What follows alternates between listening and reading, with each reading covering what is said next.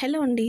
Welcome to our channel Tejaswini vlogs. మా videos కనుక మీకు నచ్చినట్లయితే మా ఛానల్ని సబ్స్క్రైబ్ చేయండి, లైక్ చేయండి, షేర్ చేయండి అండ్ కామెంట్ కూడా చేయండి. ఈ వీడియోలో మీకైతే ఉల్లగడ్డతో బజ్జీలైతే చేసి చూపిస్తాను. నా వేలో ఎలా చేస్తాననేది ఫుల్ వ్లాగ్ అయితే చూడండి స్కిప్ చేయకుండా. సో ఉల్లగడ్డని మా సైడ్ అయితే ఉల్లగడ్డ అంటారు. అంటే కొన్ని ప్లేసెస్లో వచ్చి ఆలుగడ్డ అంటారు, కొన్ని ప్లేసెస్లో వచ్చి బంగాళదుంప అంటారు.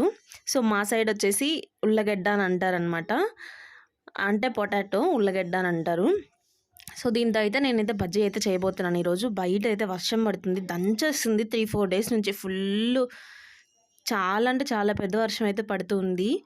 సో ముందుగా మనం ఉల్లిగడ్డలు అనేది బాగా వాష్ చేసుకొని మనం దానిపైన పీల్ అనేది తీయకూడదు అసలు. సో పీల్ తీయకుండానే ఇలా సన్నగా స్లైడ్స్గా కట్ చేసుకోవాలి. అంటే మనం ఇలా టచ్ చేస్తే బ్యాక్ అనేది కొంచెం మన వేళ్ళు అవి కూడా పల్చగా అనేది కనిపించాలన్నమాట. సో అవన్నీ కూడా కట్ చేసి పెట్టేసుకొని మళ్ళీ అవన్నీ కూడా బాగా వాష్ చేసుకొని పక్కన పెట్టేసుకోవాలి.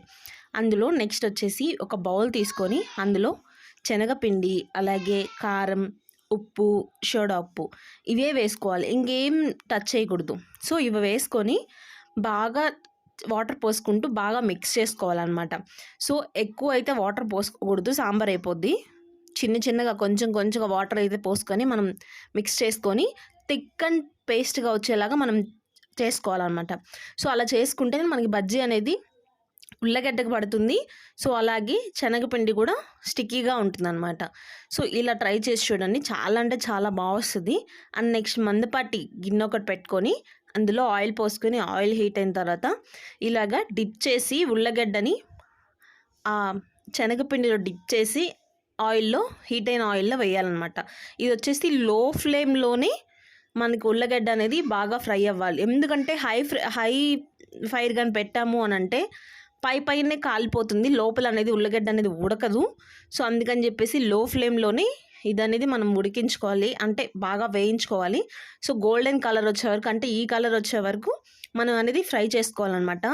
ఒక పక్క వర్షం పడుతూ ఒక పక్క ఈ బజ్జీలు వేసుకొని ఉంటే ఎంత బాగుందంటే అంత బాగుంది. సో మనం ఏదైనా వేసుకుని తినచ్చు. ఇందులో పప్పు కానీ ఏ కర్రీ అయినా, పచ్చడి కానీ, మా ఇంట్లో అదే టైంకి పచ్చడి అయితే ఉంది. సో అవి వేసుకొని తిన్నాను.